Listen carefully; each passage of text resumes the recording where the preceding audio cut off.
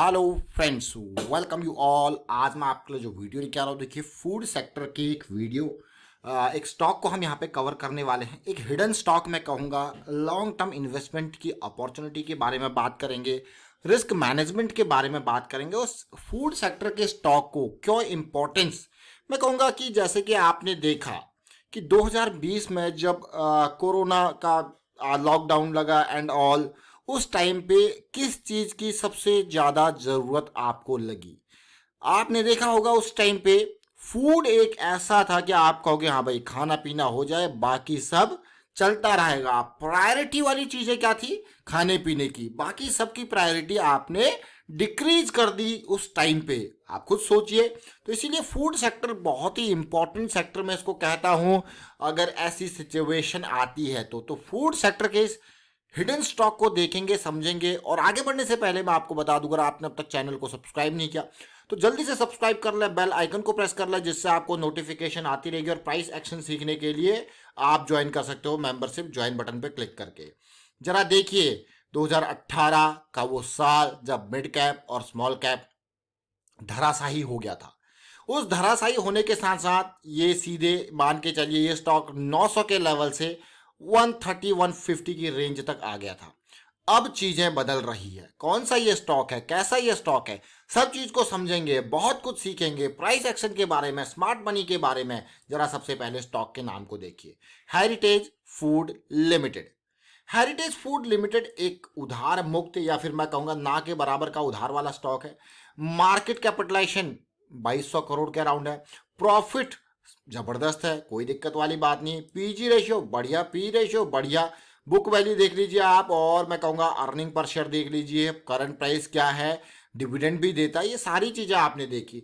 अगर आप प्रॉफिटेबिलिटी और रिवेन्यू को देखते हो तो कंसिस्टेंसी मेंटेन्ड है, और प्रॉफिट में भी रेवेन्यू में भी। लेकिन ऐसे आपको नाम समझ नहीं आ रहा होगा। लेकिन अगर मैं लेके चलूँ आपको इसके प्रोडक्ट दिखाने में, तो आप देखिए ये हेरिटेज फूड अलग अलग तरीके के प्रोडक्ट हैं। Milk, butter milk, ice creams, immunity milk, paneer, घी, cheese, cold coffee, skimmed milk powder, ये सारे इसके प्रोडक्ट हैं मिल्क से रिलेटेड।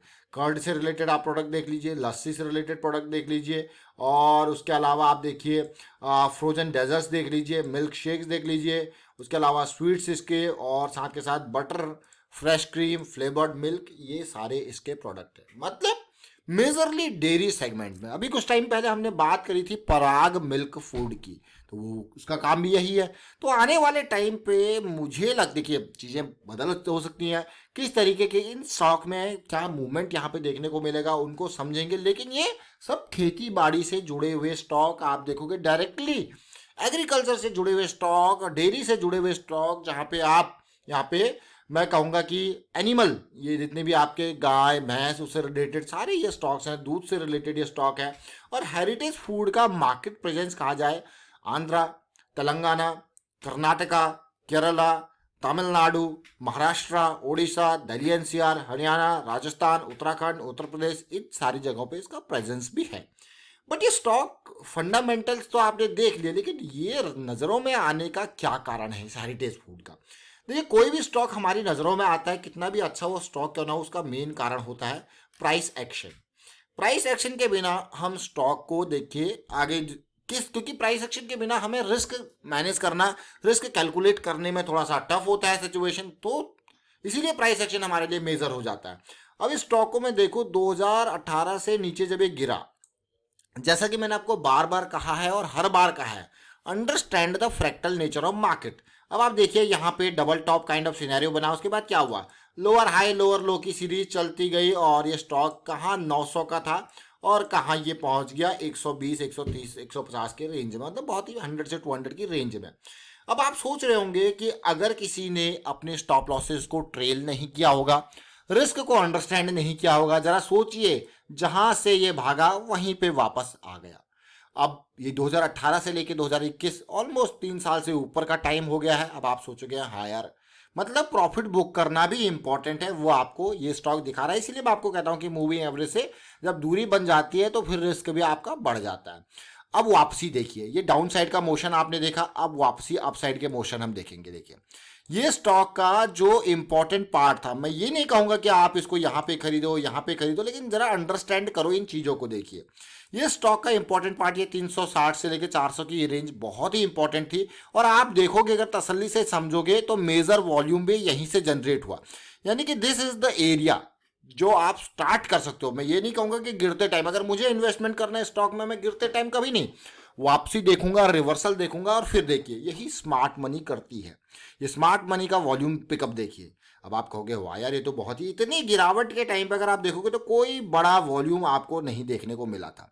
वॉल्यूम यहां से पिकअप हुआ, फिर थोड़ा करेक्शन, लो वॉल्यूम करेक्शन, फिर देखिए वॉल्यूम पिकअप। अब देख रहे हो इस पार्ट को, मतलब इतनी महीनों इतने सालों की शांति के बाद ये फिर से स्टॉक ने वॉल्यूम दिखाना स्टार्ट कर दिया, यानी कि स्मार्ट मनी एक्टिवेट हो गई।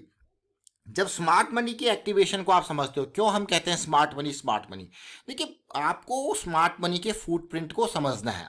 चाहे स्टॉक बड़ा हो छोटा हो, एक बार आप स्मार्ट मनी के ऑर्डर फ्लो को समझ गए तो उसके बाद आप लो रिस्क की अपॉर्चुनिटीज को ढूंढ सकते हो। अगेन आप 100% डायरेक्शन में नहीं जा रहे हो, आपको फिर भी पता है, अगर आप 100% भी श्योर हो उसके बावजूद भी आप रिस्क को मैनेज कर रहे हो। That is the key, that is the important part. अब ये देखिए, अब फिर से ये क्यों लेके आए हैं स्टॉक, देखिए मैंने आपको हमेशा कहा भाई इम्पल्स बना है तो इम्पल्स के कंटेक्स्ट में जो करेक्शन बनेगा नेक्स्ट वाला वो लो वॉल्यूम वाला होगा, तो बहुत ही बढ़िया। तो मंथली में ये 2 महीने का लो वॉल्यूम करेक्शन मुझे दिखा, और जिससे मुझे लगा कि भाई आने वाले महीनों में, चाहे वो ये महीना हो नेक्स्ट महीना हो, ये स्टॉक कोशिश करेगा वापस इन लेवल्स तक पहुंचने की। और इन लेवल्स तक पहुंचने के लिए, क्योंकि फ्रैक्टल नेचर ऑफ मार्केट है, आपको भी पता है कैसे गिरा था, और वापसी भी इसी तरीके से होगी। कैसे होगी, अगर यहां से यहां जाना है तो ऑलरेडी आप देख लीजिए, impulse correction, impulse correction, impulse, देखिए इम्पल्स, फिर क्या आएगी करेक्शन, इम्पल्स करेक्शन। इस तरीके से आपको ये बहुत सारी अपॉर्चुनिटीज इन बिटवीन दे सकता है, और मैं कहूँगा सीधे भी जा सकता है, ऐसी कोई बात नहीं है। देखिए अब आप कहोगे यार वाह ये तो बहुत ही अच्छी चीज़ है। अब मैं आता हूँ आपको RSI फैक्टर पे। RSI को हम क्यों यूज करते हैं, RSI बहुत ही इंपॉर्टेंट चीज़ है, बहुत ही इंपॉर्टेंट। अगर आप लाइन चार्ट को यूज करो यहाँ पे, या RSI को यूज करो, ये बहुत इंपॉर्टेंट चीज़ें हैं। अगर मैं इस पूरी करेक्शन के दौरान RSI को देखूँ तो लोअर हाई लोअर लो की सीरीज चल रही थी, लेकिन यहाँ पे देखिए क्या हुआ, हाई बदला। बट अब देखिए, अब आपको क्या चाहिए, हायर लो। मतलब अगर आप इस करेक्शन रेजोल्यूशन को यहीं पे समझ जा रहे हो तो 300 के अराउंड पे entry with stop loss of this, आपको यार हुआ ये भी, क्योंकि आपका ट्रेंड रिवर्स हो रहा है, आपको पता है भाई चीजें बदल रही हैं, तो ये एरिया आपके ये और इंपॉर्टेंट एरिया हो जाता है। अब ये अगली अपॉर्चुनिटी जो कि तैयार हो रही है, MACD सेंट्रल लाइन से ऊपर मंथली पे आ चुका है, और साथ में देखिए 60 को टच करके ये करेक्शन रिजॉल्व होता हुआ दिख रहा है, जो कि बहुत ही अच्छी बात है। अब मैं वीकली चार्ट पे आऊंगा। वीकली चार्ट जरा तसल्ली से देखिए, क्या आपको कहीं पे स्मार्ट मनी दिख रही है? आप कहोगे हाँ स्मार्ट मनी दिख रही है, ये बड़े बड़े टावर्स, ब्लू वाले टावर्स, यही तो स्मार्ट मनी है। लेकिन पिछले कुछ हफ्तों में अगर आप देखोगे तो वॉल्यूम नदारद है, मतलब गायब है। यानी कि ये जो भी करेक्शन यहाँ पे चल रही है ये लो वॉल्यूम करेक्शन है। तो इसीलिए ये स्टॉक फोकस में, low volume corrections are really really important, really really important मैं कहूंगा। अब जरा देखिए बेस का formation, low volume correction, and everything is happening near to the super momentum area. और बहुत ही बढ़िया, जैसे कि मैंने आपको कहा कि ये बेस आपका अगर आप देखोगे बहुत इंपॉर्टेंट ये करेक्शन थी। देखिए ये एरिया, देखिए देख रहे हो इस पार्ट को, तो अगर आप तसल्ली से इसको देखो, खाली इसी एरिया को देखोगे आप, इसको मैं कहूँगा अब देखिए जरा पार्ट कैसे करेक्शन रिजॉल्व होता है। अगर लास्ट करेक्शन की भी मैं बात करूँ तो ये जो डाउन आया, high higher low, higher high higher low, higher high, initial level पे जो ये जो हायर लोज बनते हैं ना, ये 78% 70% के अराउंड तक भी ये रह सकते हैं, क्योंकि ये जब एक्यूमुलेशन होती है तो प्राइस को और करेक्ट करवाया जाता है। This is called manipulation. ये मैनिपुलेशन मार्केट में, चाहे स्टॉक बड़ा हो या छोटा स्टॉक हो, बड़े बड़े HNI मैं कहूँगा, या फिर आप म्यूचुअल फंड्स कहो, इंस्टीट्यूशंस कहो, ये स्टॉक को अपने हिसाब से चलाते हैं, कोई भी स्टॉक क्यों ना हो। तो इसके हिसाब से इनकी प्राइसिंग कहाँ पे इनके ऑर्डर्स हैं, आपको ये समझना जरूरी है। तो आप देखिए यहाँ पे, उसके बाद फिर देखिए फिर से तेजी, ब्रेकआउट, ब्रेकआउट के बाद पुल बैक, और ये पुल बैक भी क्या होगा, लो वॉल्यूम वाला रैली। अभी फिर सारी चीजें भी 200 SMA वीकली के ऊपर हो रही है with a low volume part, इसीलिए ये स्टॉक हमारे फोकस में आया है। अब यहीं तक नहीं रहेंगे, छोटे टाइम फ्रेम डेली पे और जाने के समझने की कोशिश करेंगे। डेली पे मुझे सबसे अच्छी बात ये लगी कि जो MACD सेंट्रल लाइन से नीचे गया था, वो वापस आ चुका है और एक करेक्शन दे रहा है, वो भी फ्लैट वाली। इसीलिए मुझे ये स्टॉक बहुत ही अच्छा लग रहा है। देखिए अब मैं स्मार्ट मनी को डेली पे आपको दिखाता हूँ। देखिए पिछली करेक्शन रिजोल्यूशन पे देख रहे हो आप, smart money smart money smart money smart money, क्या आपको गया यार, वाह क्या सिचुएशन थी। जैसे मैंने आपको कहा ना लो वॉल्यूम करेक्शंस, ये देख रहे हो धीरे धीरे डाउन आते आते फिर जाके ये देखिए फिर बड़ी रैली। अब क्या सिचुएशन, ये एरिया 420 का आपका क्या है, डीप से डीप स्टॉप लॉस, डीप से डीप स्टॉप लॉस। अब क्या हुआ, डाउन गिरा, वापस आने की कोशिश करी, फिर उसी एरिया तक double bottom kind of scenario, फिर ये एरिया कंसोलिडेशन। तो कंसोलिडेशन से दोस्ती कर लो, कंसोलिडेशन को पहचान लो, यही बहुत ही बड़ी चीज है कंसोलिडेशन। और मैं ये कहूंगा कि low volume consolidation, this is very very important. Now अब आपका immediate stop loss, deep stop loss, ये एरिया एंट्री का, उसके बाद धमाका, पहले 540 फिर आगे की सिचुएशन, रिस्क आपको पता है कैसे रिस्क है। तो आप इसके थ्रू आप क्या सीखिए, देखिए बहुत सारी चीजें सीखने को मिली यहाँ पे, कैसे लो वॉल्यूम करेक्शंस है, कैसे चीजें रिजॉल्व हो रही है। बट ये स्टॉक छोटे टाइम फ्रेम वाइज नहीं, ये लॉन्ग टर्म के हिसाब से तैयार हो रहा है, क्योंकि हमारा फोकस जो है वो मंथली के हिसाब से है, वो डेली और के हिसाब से नहीं है, या फिर छोटे टाइम फ्रेम के हिसाब से नहीं है। अगर उसमें छोटे टाइम फ्रेम के हिसाब से समझना है तो फिर ऑप्शंस में जाएंगे, फ्यूचर्स में जाएंगे। ये कैश स्टॉक्स को अगर आप देखते हो हमेशा तो मंथली वीकली के हिसाब से सोचा कीजिए। फिलहाल वाइंड अप करता हूँ उस वीडियो को। उम्मीद करता हूँ वीडियो आपको अच्छा लगा होगा। अच्छा लगा तो शेयर जरूर कीजिए, लाइक कीजिए, और प्राइस सेक्शन सीखते रहिए, प्रैक्टिस करते रहिए, रिस्क मैनेजमेंट के बारे में लोगों को अवेयर करते रहिए। And thank you for watching the video.